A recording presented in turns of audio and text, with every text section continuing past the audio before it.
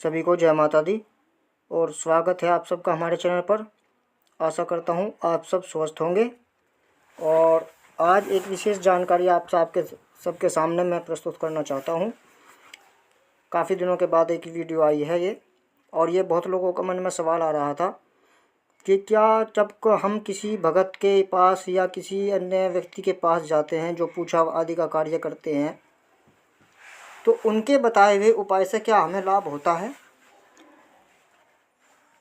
या हमें उनके बताए हुए कार्य को करने से, उनके बताए हुए उपाय को करने से कोई नुकसान भी होगा।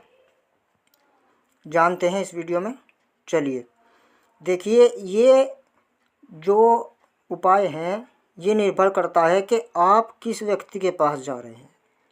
देखिए, हमारा हिंदू धर्म है और हिंदू धर्म में पूजित देवी देवताओं के अलावा यदि हम किसी अन्य धर्म के किसी मौलवी के पास या किसी अन्य धर्म से संबंधित सिद्धि रखने वाले व्यक्ति के पास यदि हम जाते हैं और उनसे कुछ अपना कार्य करवाते हैं, या कोई नेगेटिव एनर्जी है हमारे ऊपर या परिवार में, उसे हम हटाते हैं, तो कहीं ना कहीं वो एक बार को हो सकता है कि आपकी नेगेटिव एनर्जी भी हट जाए। उसके बाद आपको और आपके परिवार को हमेशा उन्हें पूजित करना पड़ेगा। जो उस भगत के पास सिद्धि है, चाहे कि वो किसी अन्य धर्म की यदि सिद्धि है, तो हमें पूजित करना पड़ेगा।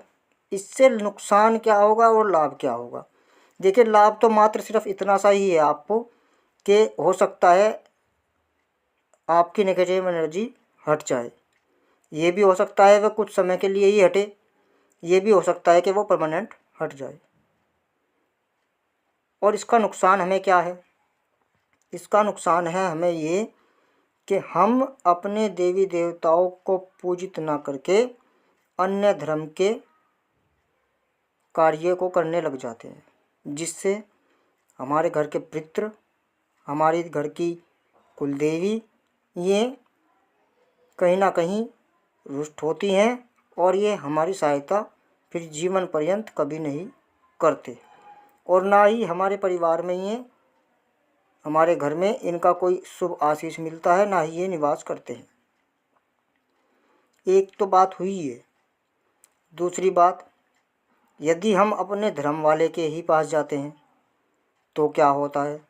देखिए, यदि हम अपने धर्म वाले व्यक्ति के ही पास जाते हैं, किसी भगत के पास, और उससे हम कोई उपाय कराते हैं अपने घर के लिए, घर में सुख शांति के लिए, या घर में कोई नेगेटिव एनर्जी है, या घर में किसी प्रकार की बाधा है, या पितृ प्रसन्न नहीं है, या पितृ का कोई उपाय कराते हैं, तो उसमें भी दो तरह की बात है। एक देवी देवता तो यह है कि आप सात्विक रूप से पूज रहे हैं।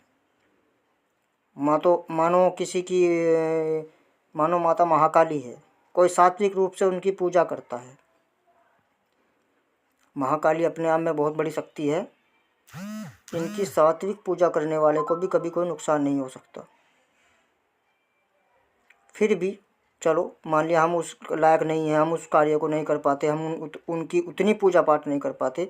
यदि हमारी घर की कुल देवी है, या माता महाकाली की हम पूजा करते हैं, दुर्गा की पूजा करते हैं, या हनुमान जी महाराज की पूजा करते हैं, और हम सात्विक रूप से उन सब का पूजा अनुष्ठान कर रहे हैं, और फिर भी यदि हमारे घर में नेगेटिव एनर्जी है, या हमारे शरीर में है, या हमें कोई पितृ की परेशानी है, या हमें कोई कुल देवी से संबंधित परेशानी आ रही है, या किसी भी अन्य प्रकार की कोई भी समस्या, आप 100 समस्याएं हैं इंसान के जीवन में, यदि हम उन समस्याओं को लेकर ऐसे व्यक्ति के पास चले जाते हैं जो हमारे धर्म का तो है, लेकिन उसकी जो सिद्धियाँ हैं वे सात्विक रूप से पूजित नहीं है, वो कहीं ना कहीं आपसे किसी प्रकार की भेंट या कोई बलि वगैरह इस तरह की आपसे क्रिया करवा देता है या कर देता है आपके नाम से, तो कहीं ना कहीं आगे जीवन में चलकर वो आपको बड़ा नुकसान देंगे।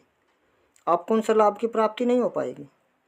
अपने घर की जो कुल देवी है और जो देवीय शक्तियाँ हैं, जो अपने पितृ हैं, वे हमारे सात्विक हैं। हमें उनकी सात्विक रूप से ही पूजा करनी चाहिए, तभी हमें उसका लाभ मिलेगा। और जो देवीय शक्तियाँ हैं वे सात्विक रूप से भी पूजित हो सकती हैं, ऐसा नहीं है कि वे सात्विक रूप से पूजित नहीं होती। अधिकतर सात्विक रूप से पूजित ही होती है। तो कहने का मतलब सिर्फ इतना ही है कि यदि आपको कोई भी समस्या किसी प्रकार की है और आप उसका किसी के द्वारा बताए गए उपाय करते हैं, तो सबसे पहले अपने मन को टटोल लीजिए कि इस चीज़ को करने से मेरा लाभ होगा या नुकसान होगा। सबसे पहले अपने मन को स्थिर कीजिए। यदि आपके मन में विश्वास है कि मुझे तो ये कार्य ही करना है और मैं इसी से खुश रहूँगा, तो वो तो मैं कह नहीं सकता भैया। लेकिन कहीं ना कहीं आपको यदि सात्विक पूजा पाठ आपका चल रहा है और उसमें आप कोई अन्य प्रकार का पूजा पाठ शामिल कर देते हैं या कोई कार्य कर देते हैं या कोई क्रिया करवा देते हैं, तो कहीं ना कहीं वो आपके पूजा को निष्फल करता है।